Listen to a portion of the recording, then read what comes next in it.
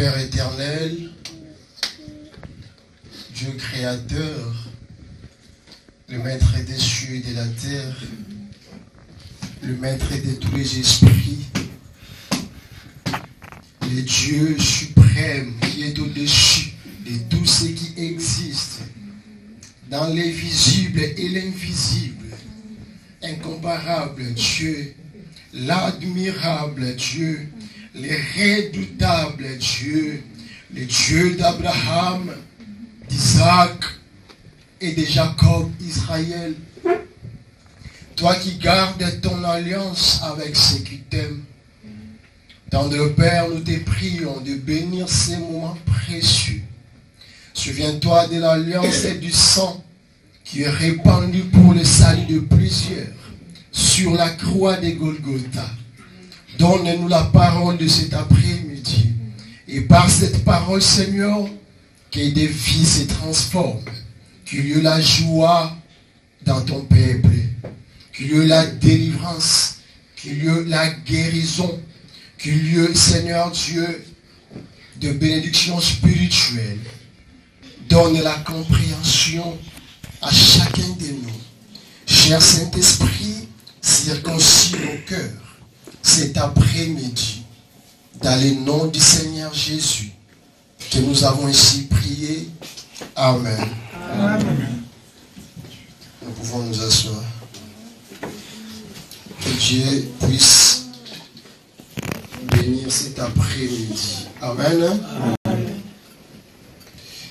Aujourd'hui, nous allons parler d'une histoire connue de beaucoup de gens, qui se trouve dans le livre de l'évangile de Luc. C'est une histoire qui est beaucoup prêchée par beaucoup de serviteurs de Dieu et de plusieurs manières. Mais cet après-midi, par la grâce de Dieu, nous allons essayer un peu de tirer quelques leçons pour l'église du Seigneur. Alléluia. L'évangile de Luc nous enseigne la grâce universelle de Dieu. Dans l'évangile de Luc, nous avons l'affirmation que Jésus-Christ est le salut de Dieu. Dans l'évangile de Luc, on nous présente Jésus-Christ comme le Fils de l'homme. Et on met l'accent sur sa compassion à l'égard des pauvres, à l'égard des humbles et des exclus de la société, c'est-à-dire des rejetés. Dans cet évangile, nous voyons comment Christ a pris soin des malades, des pauvres, des rejetés, de pécheresses, des hommes comme des Zachée, des hommes comme les collecteurs des impôts. Il y a eu des gens qui ont été rejetés par la société, humiliés par la société. Et dans l'évangile de Luc, nous voyons réellement la compassion de cet homme que nous appelons Jésus-Christ. Et c'est un évangile qui nous parle des hommes perdus et retrouvés. Et là, nous remarquons l'acte réconciliatrice et la joie de Dieu pour celui qui retourne à lui. Alléluia. Amen. Dans cet évangile, dans le chapitre 15 que nous allons étudier cet après-midi, on nous parle d'une brebis perdue et retrouvée. On nous parle du drame perdu et retrouvé. Et on nous parle d'un fils perdu et retrouvé. Alléluia. Amen. Mais nous allons nous baser sur les fils perdus et retrouvés. Voilà pourquoi j'ai intitulé notre thème de cet après-midi retourne à ton Père. Alléluia. Amen. C'est ça le thème de cet après-midi. Retourne à ton Père. Amen. Amen. Nous allons lire un peu ce chapitre du verset 11 au verset 24. Mais dans ce chapitre 15, du verset 11 à verset 32, on nous donne des aspects des enfants de Dieu. C'est-à-dire, on nous parle des deux fils. On nous parle d'un aîné de la famille et on nous parle d'un jeune fils. On nous parle d'un fils qui s'est éloigné de son père. D'où nous avons tiré notre thème, retourne à ton père. Et on nous parle d'un fils qui est resté auprès de son père. Qui est demeuré auprès de son père. Demeuré dans la maison de son père. Avec des caractères particuliers. Alléluia. Amen. Amen. Amen. Nous allons lire la parole de Dieu. Luc 15, verset 11. Il dit encore, un homme avait deux fils. Le plus jeune dit à son père, mon père, donne-moi la part de la fortune qui doit me revenir. Et le père leur partagea son bien. Peu de jours après, le plus jeune fils rassembla tout ce qu'il avait et partit pour un pays lointain où il dissipa sa fortune en vivant dans la débauche. Lorsqu'il eut tout dépensé, une grande famine survint dans ce pays et il commença à manquer de tout. Il se lia avec un des habitants du pays qu'il envoya dans ses champs faire paître les pourceaux. Il aurait bien désiré se rassasier des caroubes que mangeaient les pourceaux, mais personne ne lui en donnait. Rentré en lui-même, il s'est dit, combien d'employés chez mon père et du pain en abondance, et moi ici j'ai péri à cause de la famine. Je me lèverai, j'irai vers mon père et lui dirai, Père, j'ai péché contre le ciel et envers toi. Je supplie-tu d'être appelé ton fils. Traite-moi comme l'un de tes employés. Il se leva et alla vers son père. Comme il était encore loin de son père, comme il était encore loin plutôt, son père le vit et fit toucher de compassion. Il courut se jeter à son cou et l'embrassa. Le fils lui dit, Père, j'ai péché contre le ciel et envers toi. Je ne suis plus digne d'être appelé ton fils. Mais le père dit à ses serviteurs, apportez vite la plus belle robe et mettez-la lui. Mettez-lui une bague au doigt et des sandales pour ses pieds. Amenez les faux gras et tuez-les. Mangeons et réjouissons. Car mon fils que voici était mort et il est revenu à la vie. Il était perdu et il est retrouvé. Et ils commencèrent à se réjouir. La parole du Seigneur. Amen. Alléluia. Amen. Dans le texte que nous venons de lire, on nous parle d'un fils prodigue, c'est-à-dire un fils qui dissipe son bien à l'immoralité excessive, en dépense déraisonnable. Alléluia. Autrement dit, celui qui fait des grands sacrifices pour l'utilité d'autrui, ou encore celui qui distribue en abondance. S'il faut qualifier ou interpréter cela en lingala, nous pouvons dire apesa atalate. Alléluia. C'est un fils qui apesa atalate. C'est un fils qu'on dit économie, c'est rien. Alléluia. C'est un fils qu'on dit Mukolombongo Azoliambongo na ye. Et parce que le monde est méchant, leurs bénéficiaires séduisent dans leur cœur. Orosonga Maboko Pamba. Alléluia. Amen. Orokota Oke, Oropima Kao. Alléluia. Amen. C'est le genre de ses fils. Ces jeunes fils. C'est un fils qui était dans une famille noble. Dans une famille riche. Où le père avait tout. Et le père préparait l'héritage pour ses deux enfants.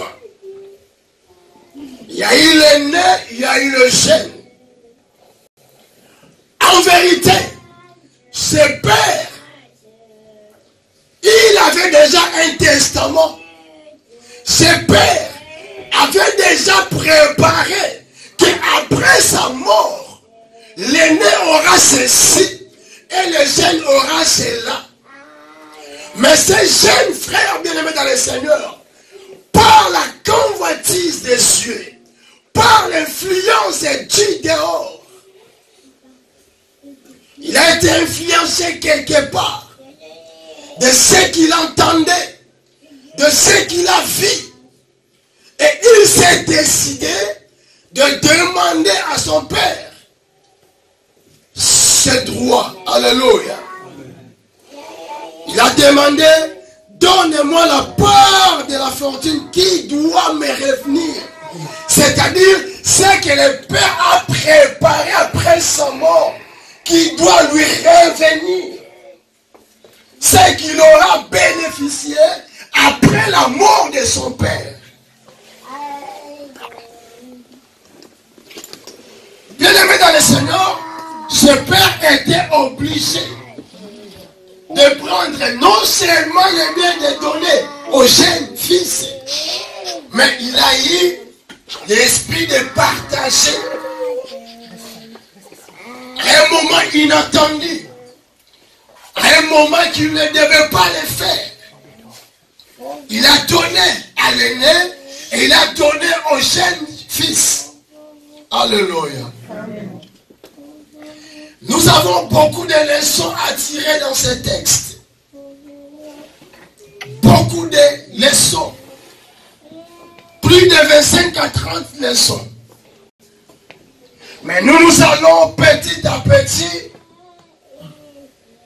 jusqu'à ce que nous allons atteindre les 8 leçons qui englobent toutes les leçons que nous pouvons tirer. Dans ce texte, on nous parle sur la spiritualité, on nous parle sur le social, on nous parle sur les affaires, on nous parle sur la moralité, on nous parle sur l'intellectuel, sur le plan intellectuel. Nous avons tant de leçons à tirer. Mais la première leçon que j'aimerais que nous puissions tirer cet après-midi, c'est ce que le verset 12 nous enseigne. On appelle ça l'obstination. Alléluia. Amen. L'obstination. Ce jeune homme a été attiré par l'influence du dehors. Il ressemble, bien aimé, à beaucoup de chrétiens, à beaucoup des enfants de Dieu qui sont influencés par les dehors. Beaucoup des enfants de Dieu qui sont attirés plutôt par les dehors. Beaucoup des hommes et des femmes qui se disent enfants de Dieu, adorateurs de Dieu, et qui convoitisent la vie du dehors, qui convoitisent les sommes de ce monde, qui convoitisent ce qui appartient aux autres. Mais dans ce message, nous allons comprendre beaucoup de choses. L'obstination.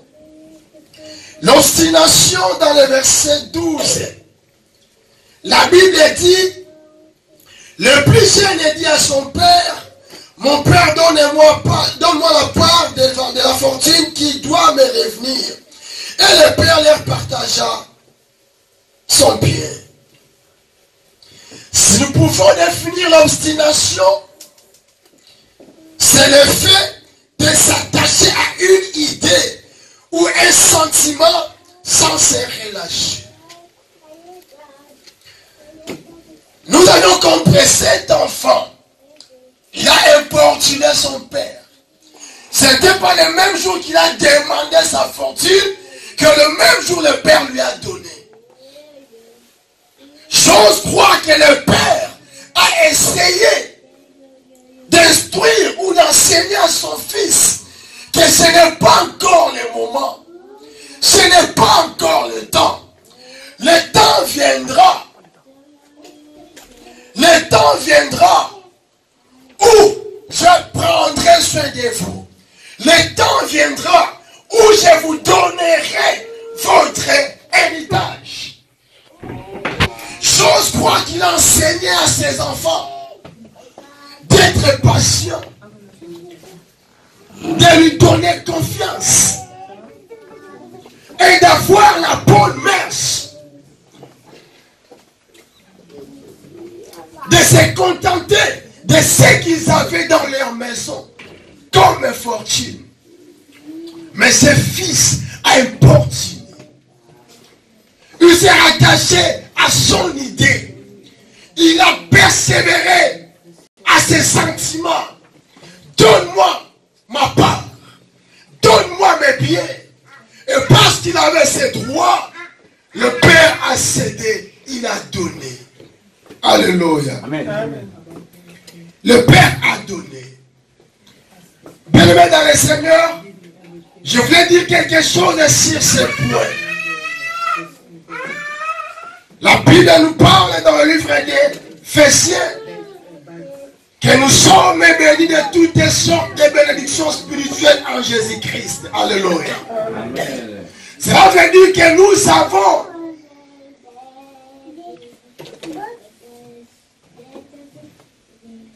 une fortune que Dieu a préparée pour nous.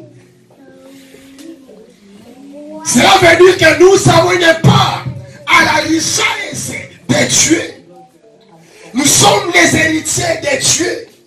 Nous sommes les co-héritiers du Christ. Tout ce qui appartient à Dieu nous appartient. Tout ce qui est dans la maison de Dieu nous appartient. Nous sommes dans les projets de Dieu. Nous sommes dans le plan de Dieu. Et Dieu sait comment il peut bénir chacun de nous. C'est lui qui connaît à quel moment nous avons besoin de ceci ou de cela.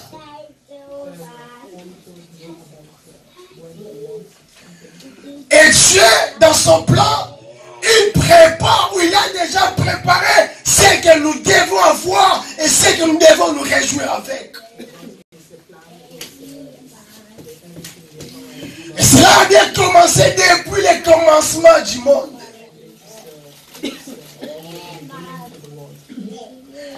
Suite à la convoitise des cieux, que Adam et Ève se sont précipités pour bénéficier à ce que Dieu avait préparé.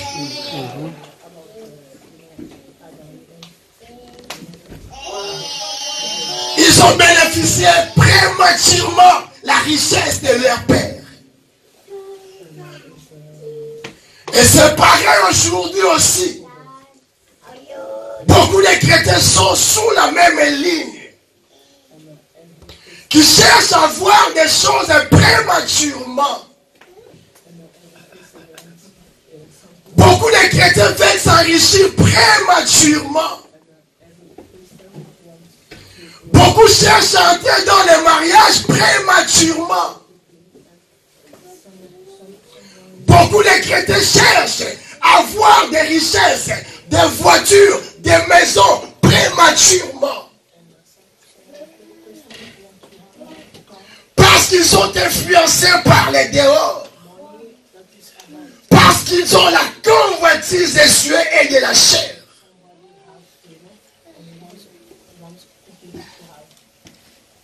Alléluia. Amen. Et dans cette pensée de vie, nous avons des résultats désastreux.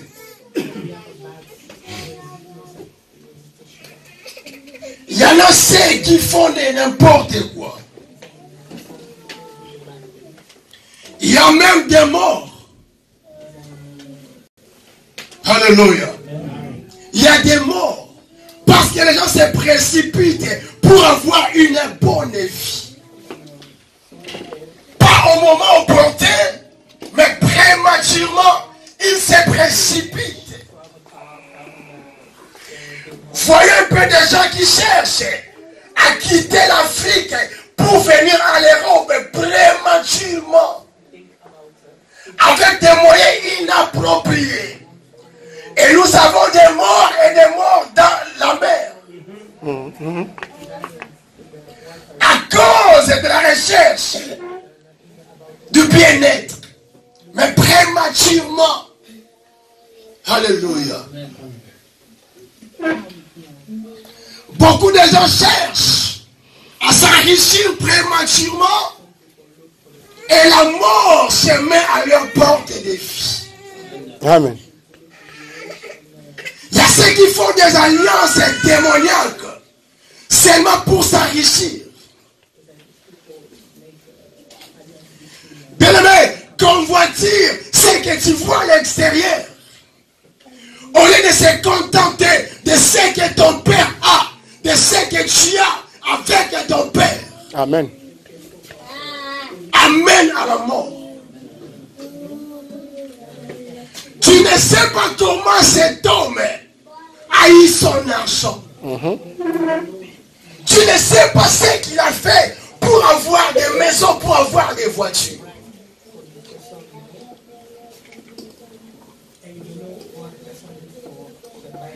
La Bible dit, tout ce qui brille n'est pas de l'or. Amen. Tout ce que l'homme possède ne vient pas d'une vraie bénédiction. Amen. Il y a des gens pour avoir de l'argent, ils se font des alliances avec les démons. La chose que le Dieu Tout-Puissant a interdit de faire. Lorsque vous enviez, vous convoitez de telles personnes, c'est plus facile et plus simple que le diable vous séduise.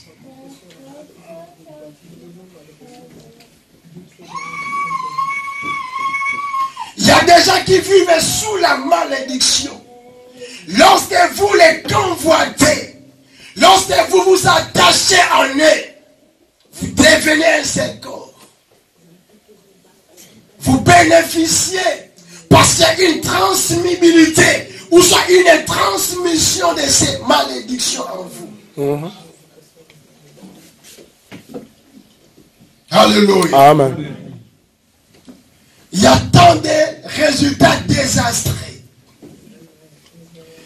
Il y en a beaucoup d'hommes et femmes. Seulement à cause des petites sommes, de l'argent, ils deviennent malades. Alléluia. Amen. Avec des conditions inappropriées. Tellement qu'ils ont construit un bon. Oyenda Daniama. Tellement qu'ils ont coché un bon moléki. Aucun soit maladie à tuber. Tellement l'on coché un bon moléki. Pressé à construire un bon. Pressé à qu'on gagne vie. Aucun soit maladie. Ou les a sang. Alléluia. Amen. Est-ce que nous comprenons? Amen. À cause de l'argent, à cause de l'influence du dehors, il y a beaucoup de gens qui vivent. Extérieurement, il est bon, il est bien, il s'habille bien, mais intérieurement, il est mort.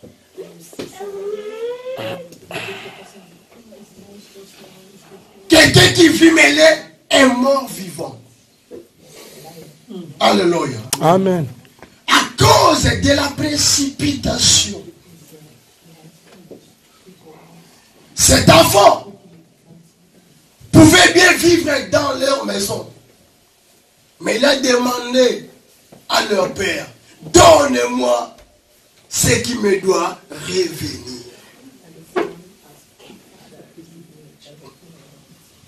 Bien-aimé, il y a un moment, il y a un temps pour toutes choses. Le temps que vous passez, ce n'est pas ça la finalité de votre vie. Votre vie a un départ et a une arrivée. Amen. Vous avez un commencement et une fin. Alléluia. Amen. Nous sommes dans un voyage, bien aimé dans le Seigneur, où il y a tant de Mabakou.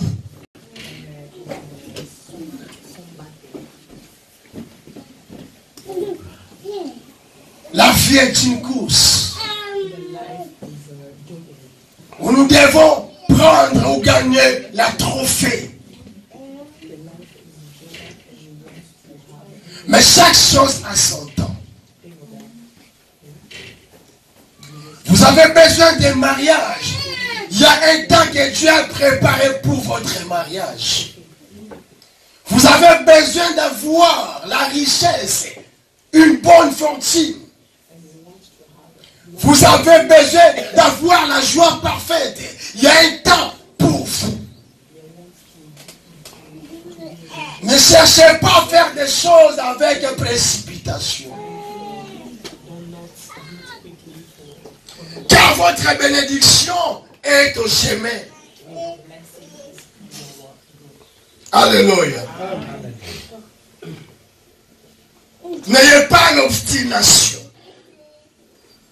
Une pensée seulement que vous ne voulez pas vous détacher parce que vous voulez avoir ceci ou être comme celui-là. Le jeune fils a pensé être indépendant. Ce n'est pas mauvais. C'est bien d'être indépendant. Mais quel est le moment où tu veux devenir indépendant?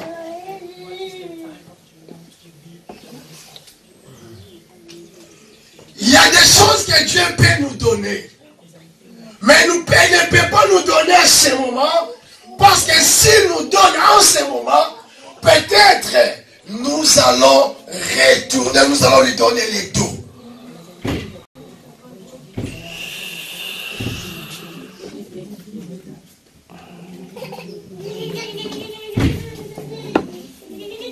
Dieu fait chaque chose à son temps. Alléluia. Amen. Ce jeune homme a pensé d'avoir la richesse et de sortir pour aller se réjouir, pour être indépendant. La Bible dit qu'il s'est éloigné. Il est allé dans un autre pays. Et là où il est allé, bien aimé, il a dû vivre. Il a commencé à faire sa vie. Il est entré au quai.